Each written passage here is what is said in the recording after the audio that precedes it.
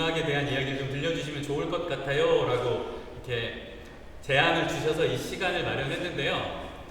뮤리라는 사이트가 음악에 관한 리뷰를 모으고 그것에 대한 이야기를 나누는 공간으로 알고 있는데, 리뷰를 이렇게 나눈다는 게 이제 취향을 나누고 난 이런 거 좋아해, 넌 이런 것도 좋아하니, 이런 거 나누는 공간이잖아요. 그래서 저도 오늘 제가 직업 음악인으로서 살아오면서 만났던, 또 제가 좋아했던 음악들을, 저는 이 음악을 어떻게 만났고 이 음악이 왜 좋고 어떻게 이제 제가 음대에 진학하면서부터 여태까지 그런 삶을 살아오게 되는지 조금 이렇게 연대기적으로 말씀드리려고 합니다.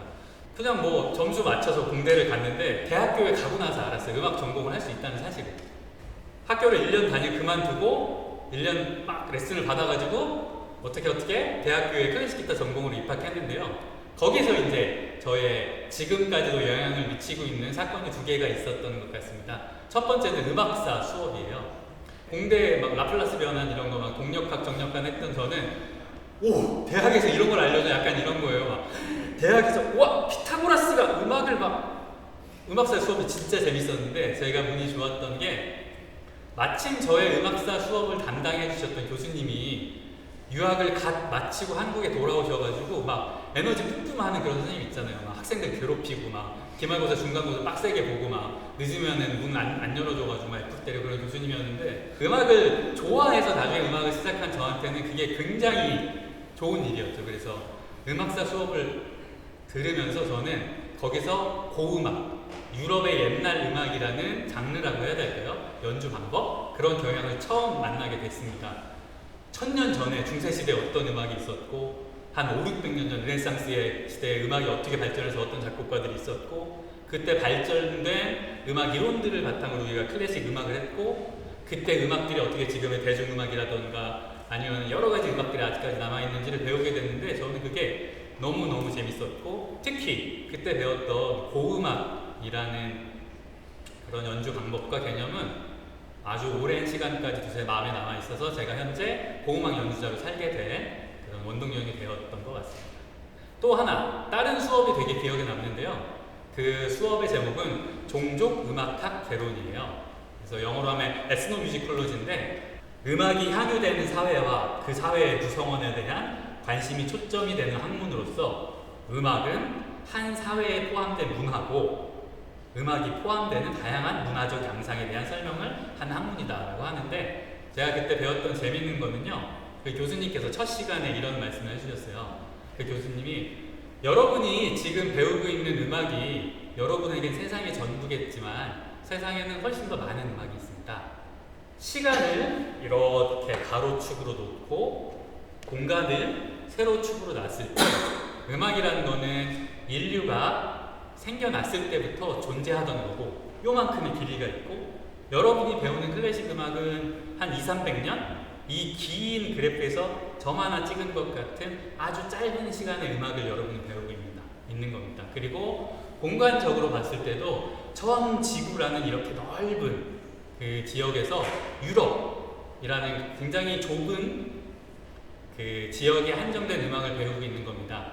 세상에는 정말 오래된 음악도 있고, 여러분이 잘 알지 못하는, 그 당시에 잘 알지 못했던 아프리카라던가, 뭐 그 교수님이 저희에게 들려줬던 거는 몽골 흐미, 그 트로트 싱잉이라고 하죠. 이렇게 하는 그런 음악을 자기가 직접 가서 녹음해온 카세트 테이프도 들려주셨고, 뭐 전라남도 무슨 밭에서 밭 매는 할머니가 부르는 노래를 자기가 채집해서 사보해서 이것들을 어떻게 사보하고, 뭐 사보하기 힘든 것들을 어떻게 노트를 하고, 그런 것들을 보여주셨는데 저는 그게 너무 재밌었어요.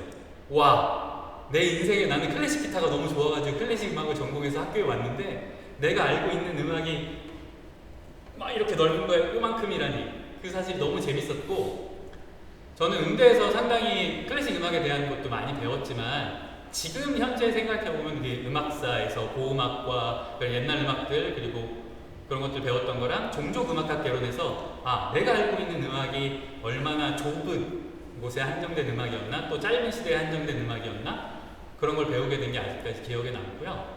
그게 아마도 여러 가지 음악을 하고 있는 지금의 저를 좀 만들어준 게 아닌가 싶습니다.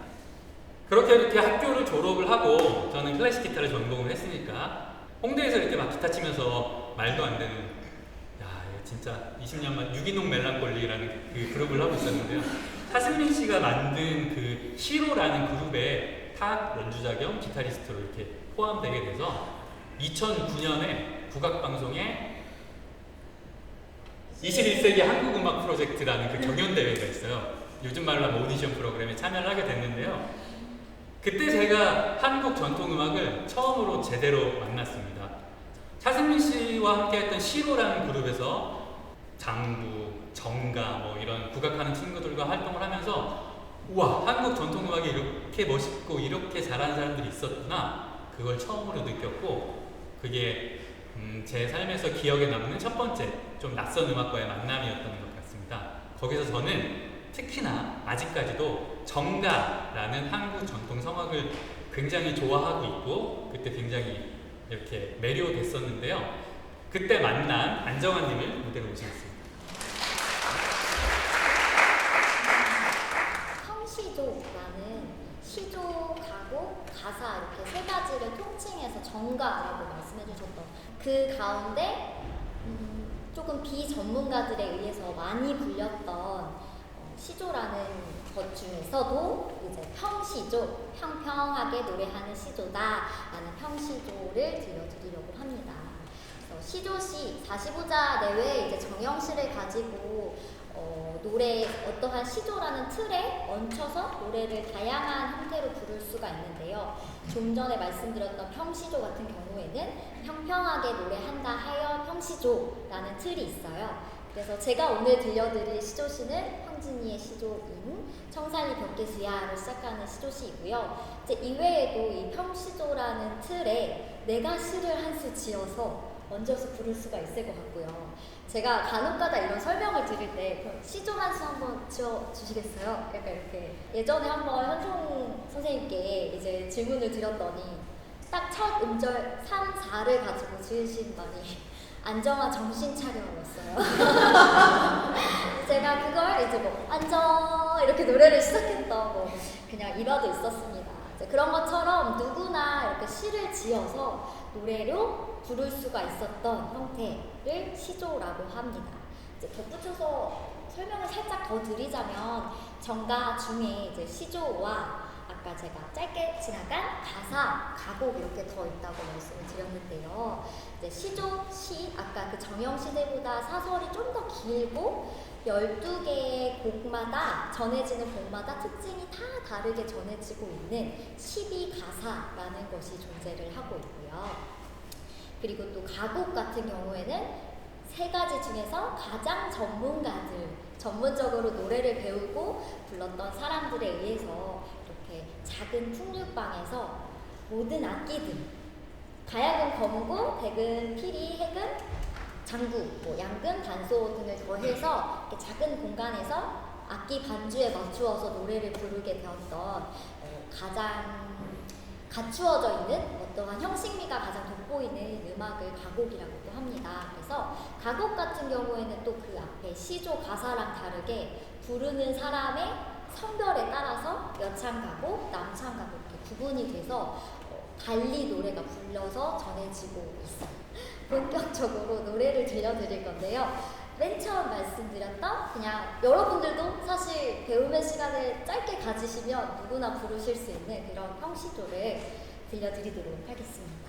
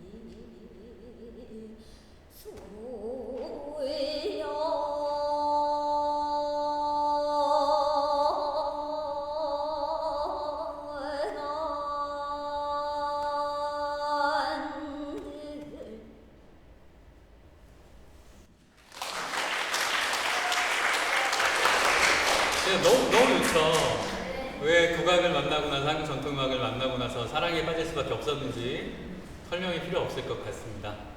저는 제가 한국 전통음악을 직접 연주하지 못하지만 그래도 한국 전통음악 연주하는 친구들하고 같이 음악을 만들고 공연을 하고 싶다는 생각에 단이라는 그룹을 만들었어요. 그게 2012년인데요. 그때 같이 했던 노래까지 바로 이어서 들려드릴게요. 어떤 노래죠? 네, 다음 이제 들려드릴 곡은요, 창내고자라는 곡인데요. 제가 방금 전에 들려드렸던 시조는 굉장히 단조로운 세 가지 주요 구성을 가지고 있는 그런 곡이었다면, 이제는 조금 더 사설이 긴 노래 글자 수가 많아지고 고관에서 변화가 있는 그런 곡이에요. 전통 시조 중에서도 역금, 지름 시조, 휘모리 시조라는 형태로 앞에 평시조, 휘모리 시조, 지름 시조 이런 식으로 그런 시조만의 특징이 담겨져 있는 시조의 명칭이 있는데, 지금 들려드릴 곡 같은 창내고자라는 곡은 방금 말씀드렸던 것처럼 휘모리 시조, 역금, 지름 시조라고 불려서요, 촘촘하게 엮어서 높은 소리로 질러내고 또 다른 명칭으로 휘몰아 치는 박자가 중간에 있는 그런 조금 더 변화가 느껴지는 시조를 가지고 만드신 곡에 저는 살짝 노래만 하게 됩니다.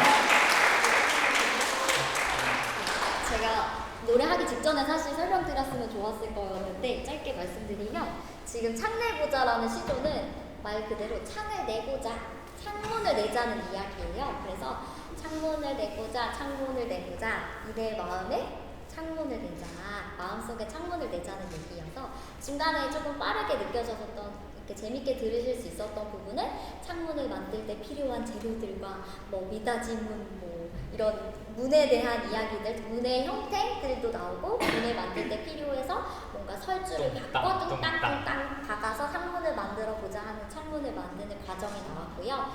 이제 그래서 이내 가슴을 창문을 내어보자 마지막으로 들려줬던 이제 글자는 두었다가 그렇게 창문을 만들어서 두었다가 이미 생각나서 가슴이 답답하올 때면 그 창문을 닫아 볼까 하노라 라는 내용의 의외로 그런 귀엽고 로맨틱한 가사의 노래였습니다. 네.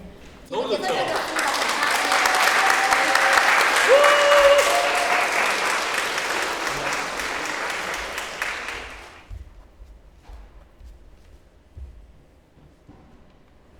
한국 전통음악 되게 좋죠. 재밌고. 네. 그래서 저는 제가 기억에 남는 첫 번째 저희가 낯설었던 음악과의 만남 한국 전통음악이요. 네, 처음으로 이제 클래식 기타랑 정반대의 음악을 해보자. 그래서 타악기를 배워보기도 하고 이런 기타 이펙트들을 사서 여러 가지 소리들을 주물럭주물럭 만져보기도 했는데요. 그때의 경험도 지금 제가 작업하는데 많은 도움을 주고 있는 것 같습니다. 이런 이제 소리들을 어떻게 다루는지 좀 공부를 하다 보니까 과학적으로 소리라는 게 어떻게 이루어져 있고 물리적으로 타형이 어떻게 움직이고 이런 것들 하나씩 이펙터라고 하거든요. 그래서 고유의 그 기능이 있어서 이거 하나는 소리를 어떻게 변환시키고 이거 하나는 소리를 어떻게 변환시키고 그런 기능들이 있는데 이걸 제가 레고처럼 조립하는 거예요. 나 이거랑 해가지고 이러한 조립을 해서 이러한 소리를 좀 만들어 봐야지 이렇게 오늘 제가 꾸려온 이런 한 덩어리인데요. 그래서 이런 작업을 통해서 저는 진짜로 소리라는 게 그냥 이렇게 그래 소리 아름답고 좋은 것 그런 것도 있지만 좀 음향 이론과 물리적으로 소리들이 어떻게 움직이는지를 좀 배운 것 같은데요. 오늘 간단히 뭔가 하나 해볼게요. 제가 재료로 되는 소리를 두 개를 오늘 준비해 왔는데요. 하나는 저희 무지카엑스 마키나에서 저랑 같이 연주하시는 리코더 연주자 김규리 선생님이 2021년도 9월 30일에 저희가 같이 연주를 했었어요. 그때도 카세트 테이프를 좀 사용하는 순서가 있어서 그때 연주했던 실황입니다. 2021년 9월 30일 정확히 녹음됐다고 제가 적어놨고요. 바하 바이올린 파르티타 2번 알레망드인데요. 네, 그 음원 하나랑 얼마 전에 제 친구가 유럽에 갔다 오면서 벼룩시장에서 이걸 보고 제 생각이 났다고 사다 줬어요. 너무 귀엽죠? 그래서 오늘 어떻게 될지 모르겠지만 제가 오늘 준비해 온 두 개의 소리 재료들로 뭔가를 조금 만들어 볼게요. 이거는 대단히 음악적인 순간이 발생할 수도 있고 뭐가 뭔지 모르는 순간이 발생할 수도 있는데 저도 잘 모르고 다만 이 과정 안에서 제가 처음에 재료로 삼은 소리들이 어떻게 변해가고 어떻게 어우러지고 저는 이 두 가지 소리들이 어느 정도 관계를 맺고 조금은 음악적인 순간이 발생하도록 오늘 한번 해볼 텐데요. 일단 해보겠습니다.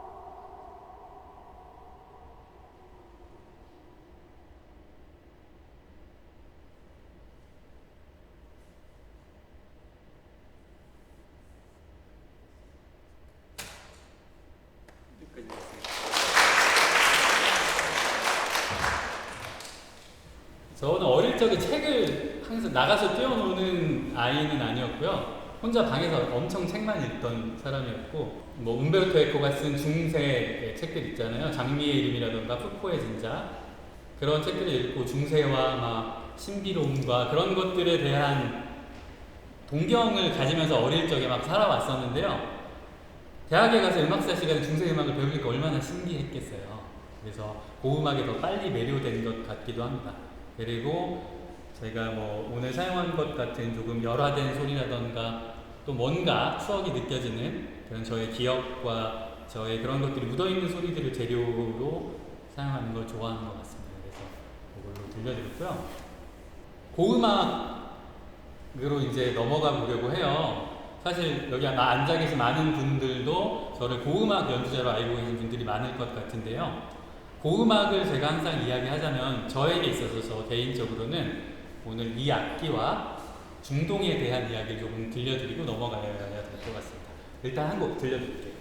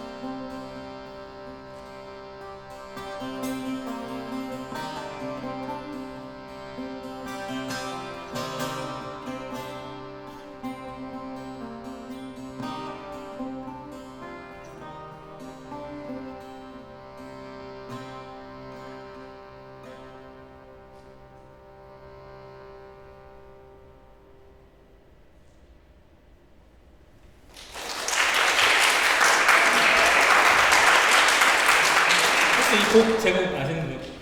이 곡은 14세기, 그러니까 중세 시대죠. 14세기 프랑스의 작곡가 기욤 드 마쇼의 곡이에요. 이게 어떤 의미가 있냐면 이 악기는 터키의 악기입니다. 터키의 사즈라는 악기고요. 저는 조금 전에 중동의 악기로 유럽의 중세 음악을 연주했습니다. 잘 어울리죠? 전혀 이질감이 없죠? 여러분 유럽과 아시아의 경계가 어딘지 아세요? 이스탄불이에요. 이스탄불은 서울의 한강처럼 이스탄불 도시를 바다가 가로지르고 있는데 그게 보스포러스 해협이고요. 보스포러스 해협의 요쪽은 유럽, 요쪽은 아시아예요. 그러니까 왜 실크로드 다들 아시죠? 뭐 한국까지도 그 실크로드가 뻗쳐 있었다고 하죠. 그 실크로드를 따라서 중국을 지나 몽골을 지나서 이렇게 쭉 가서 실크로드의 끝이 이스탄불입니다. 위스크다르라고도 하고 무다냐라고도 하는 항구인데요. 그러니까 그 해협은 배 타고 한 20분이면 건널 수 있어요. 그래서 출퇴근은 항상 그 사람들은 배 타고 서쪽 그 아시아에서 사는 사람들은 배 타고 유럽으로 가고 유럽에 사는 거고 이제 거기서 멋있는 게 해 질 때가 되면 아시아로 넘어와요, 배 타고. 그래서 아시아 쪽에 앉아서 유럽을 바라보는 그쪽으로 해가 집니다. 최고의 낭만이죠. 아시아에 앉아서 유럽으로 석양이 떨어지는 걸 보는 거. 이 악기도 터키 악기인데요.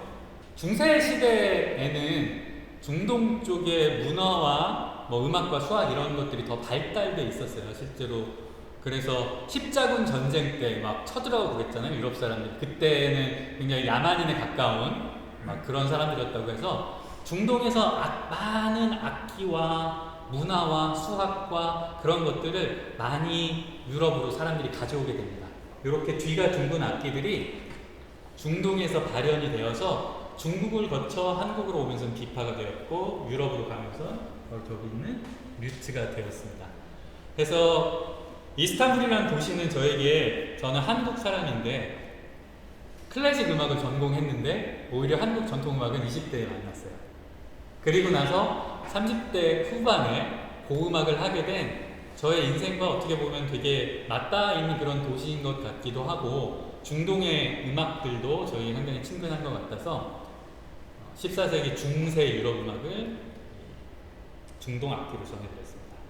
제대로 된 고음악을 한번 들려드릴게요. 우리 바로크 바이올린 이한솔님과 바로크 첼로의 장유신님 모시겠습니다. 박수! 우선 이 비버의 로자리 소나타라고 하는데요. 총 16개의 곡으로 되어 있고 16번 가장 마지막은 사실 완전 바이올린 솔로예요. 근데 1번부터 15번까지는 묵주 기본에 따라서 다 다른 종류를 해서 이 이야기를 담아내고 있어요. 그 각 소나타로 솔레라미 이렇게 조율을 해요. 근데 이거를 어떤 소나타는 레로 내리고 어떤 소나타는 솔을 도로 올리고 한참 멀어서 하기도 하고 그러다가 이 제가 오늘 하게 되는 그 십자가 소나타에는 맨 앞부분에 미선만 레로 내리는데요. 이렇게 내리는 이유에는 다양한 이유가 있어요. 근데 이 소나타의 이유에는 제가 봤을 때는 좀 더 그 레로 조율이 되는데 이 레의 그 울림이 어마어마해지거든요. 이렇게 조율이 낮춰서 되면서 그러고 나서 이 맨 앞부분에 십자가의 모티브가 나와요. 솔, 시, 레, 솔 이러면서 이렇게 그 엮는 그 십자가를 형상화하고 나서 그 다음 소나타가 이제 부활 소나타인데 이때 줄을 D선과 A선을 꼬아요. 그래서 이 여기 십자가를 형상화해놓고 연주가 됩니다. 이때 이 변칙줄에 대한 거는 당연히 뭔가 울리며 이런 효과를 원하기보다는 정말 그 종교적인 큰 의미가 담겨 있는 듯 하고요. 이게 십자가에 대한 소나타라고 말씀을 드렸고 요한복음 19장의 25절부터 30절에 관한 이야기인데요. 정말 아프게 시작을 하거든요. 정말 아픈 막 그 십자가를 형상하면서 시작을 하다가 갑자기 너무 감미로운 아리아가 나오는 거예요. 그렇죠? 아니 이 아리아가 왜 갑자기 나오지? 이거 너무 어려운 거예요. 왜 갑자기? 이렇게 아팠는데 갑자기 감미로워진다. 뭔가 애절한 그런 부분. 그래서 성경책을 제가 성경책을 찾아봤더니 이 자식이 죽으러 가는 그 길에 예수의 어머니 마리아 그리고 요한한테 이제는 이 나의 어머니가 너의 어머니고 이 사람은 이제 당신의 아들이다. 이제 본인이 할 일을 다 했으니 이제 죽으러 가는 그 부분에 대한 이야기인 거예요. 이 아리아를 꼭 상상을 해주시면서 네 들어주시면 감사하겠습니다. 네.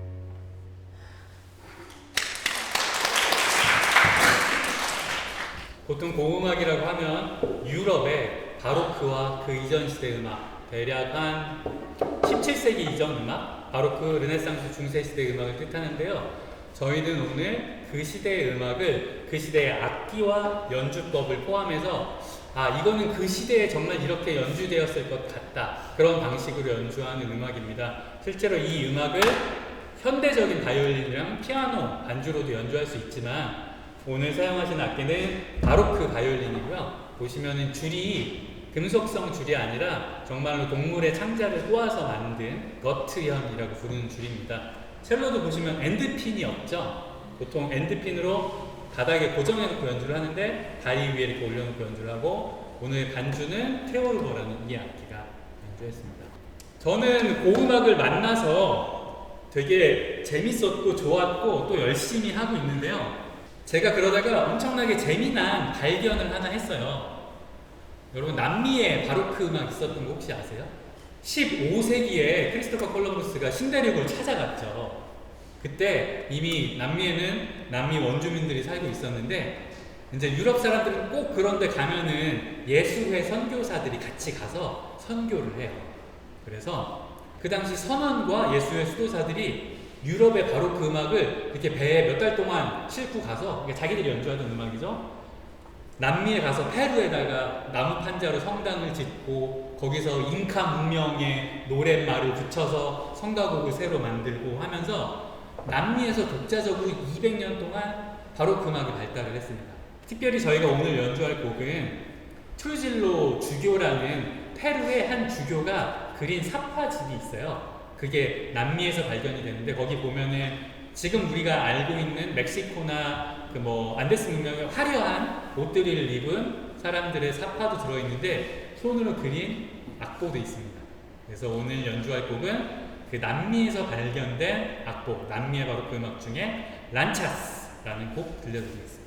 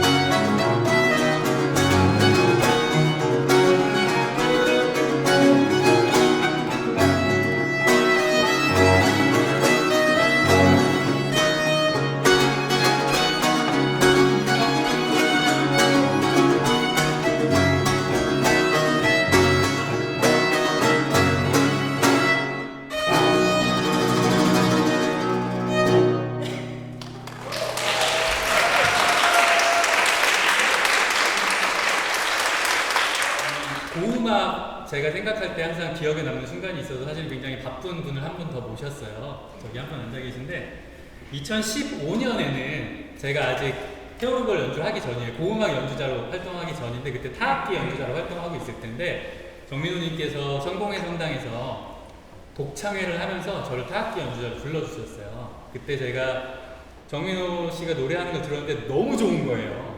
그날 공연이 얼마나 성공적이었냐면 공연이 끝나고 앞줄에 앉은 그 아주머님들이 이렇게 막 울어요. 노래에 감동을 해서 정말 농담이 아니라 그때 기억이 좋아서 제가 테오르고를 하게 된 큰 영향을 주신 정민호 카운터 테너님을 모시겠습니다. 예, 네, 클라우디오 몬테베르디의 시 돌체 토르멘토라는 이제 여러분들 들어보시면 아실만한 바로크 노래고요. 몬테베르디라는 작곡가도 후기 르네상스와 초기 바로크의 경계선에 있는 그 신음악이라는 걸 출판을 하면서 바로크 음악의 어떤 교두보를 마련한 아주 중요한 작곡가의 노래를 들려드릴 겁니다. 시를 짧게 읊어드리고 노래하면 괜찮을까요? 내 마음의 고통조차 달콤하기에 아무리 그녀가 나에게 잔인해도 나는 행복하다네. 하늘 아래 그녀의 아름다움은 빛이 나건만 나에 대한 연민은 조금도 없다네. 그러나 그녀를 향한 나의 사랑은 강한 파도를 이겨내는 바위처럼 굳건하다네. 헛된 희망이 나를 좌절케 하고 기쁨과 만족은 나를 피해가지만 사랑하는 그녀가 내게 주는 작은 친절과 위로는 절대로 없어요. 끝없이 나의 눈물이 흘러내려도 또 나의 어떠한 기대가 좌절되더라도 그녀를 사랑하는 나의 마음은 변함없으리. 내 가슴을 훔쳐간 그녀의 마음이 나의 열망을 알아주지 못해도 내 영혼을 짓밟는 잔인한 그녀의 아름다움이 나를 동정하지 않는다 해도 언젠가는 그녀도 나를 위해 슬퍼하고 후회하며 갈망하며 한숨 지을 날이 있을 터. 네, 실현당한 남자의 사랑에 실현당했지만 그녀를 생각하면서 행복해하는 남자의 노래입니다.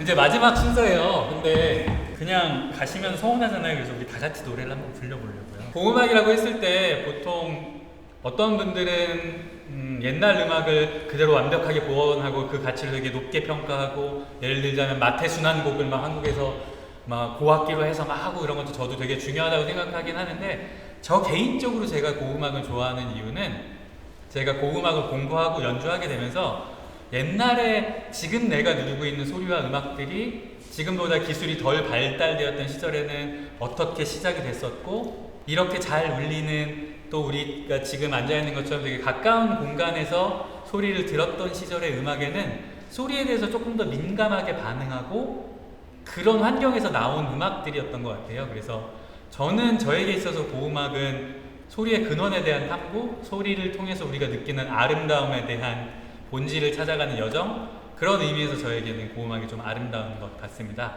지금 우리가 할 노래는요, 도레미파솔라시도가 어떻게 생겨났는지 아세요? 이거 옛날에 지금으로부터 한 1000년 전에 귀도 다레쪼라는 그 합창 지휘자가 있었어요. 그 지휘자가 성가대 대원들은 이렇게 훈련시키면서 도레미파솔라시도를 가르쳐야 되는데 그 당시에는 도레미파솔라시도는 말이 없었어요.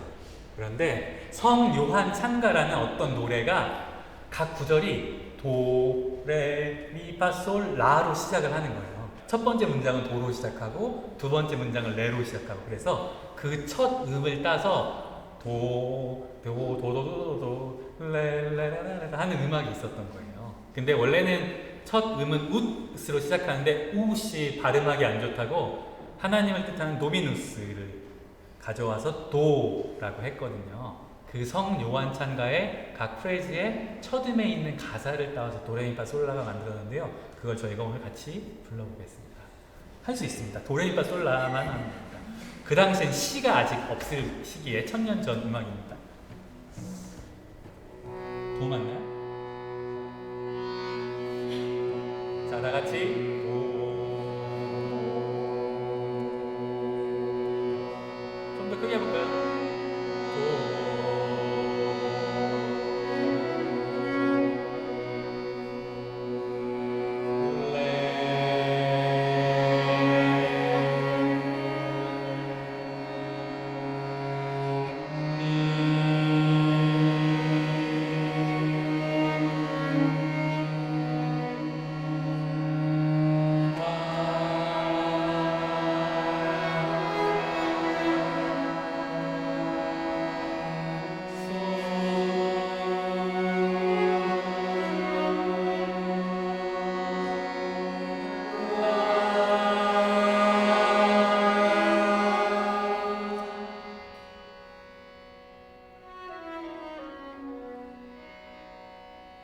한번 더 해볼까요? 도.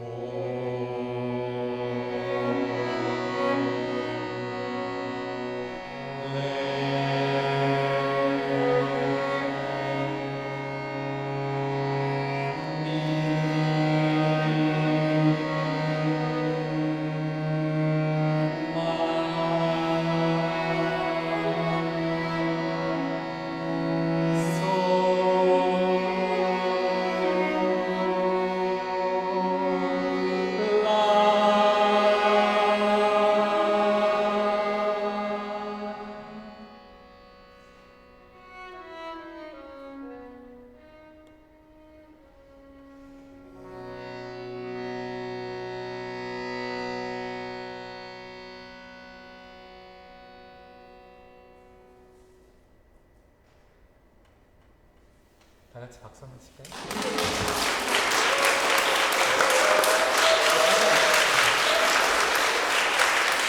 여러분 오늘 다 같이 고음악 하신 거예요. 우리 어려운 거 아닙니다. 이렇게 다양한 음악을 좋아한다는 거는 저에게 있어서는 다양성에 대한 인정이고 저한테 있어서는 그거에 대한 존중인 것 같습니다. 다양한 음악을 다 좋아하게 되신다면 조금 더 삶이 풍요로워질 것 같고요.